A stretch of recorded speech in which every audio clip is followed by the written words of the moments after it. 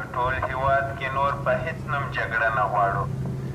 We don't want another war in سلامونه هیوادوالو، لکه څرنګه چې تاسو په جریان کې یاست چې زه په بایسکل باندې د وطن مختلفو کلو باندو ولسوالیو ولایتونو ته ځم او هلته همدا یو پیغام خپروم چې په ټول هیواد کې نور په هیڅ نوم جګړه نه غواړو. نن راغلی یم ښکلې چاراسیا ولسوالۍ د تنګي په سیمه کې یم فعلا.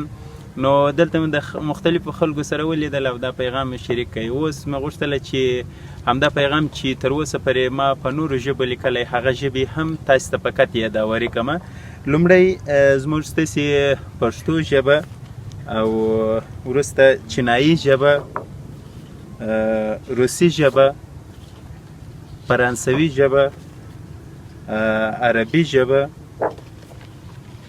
هندي ژبه، اردو ژبه او زموږ ستاسې دري یا فارسي ژبه، همدارنګه انګلیسي ژبه. همدغه نو ژبو ته مې همدا پیغام ژباړلی دی چې په ټول هیواد کې نور په هیڅ نوم جګړه نه غواړو.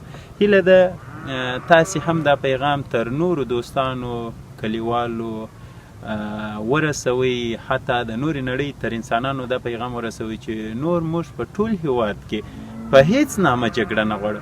همدا مو باید شعار سي، ځکه جنګونو بدبختیو موږ ډیر دربدره او ډیر ټکور ټکور کړو. نور باید دا ښکلی وطن تر دې هم ښکلی کړو او تر دې هم د مینې او د محبت فضا پکښې رامنځته کړو. هیله ده تاسې هم دا پیغام تر خلکو در سره ورسوئ.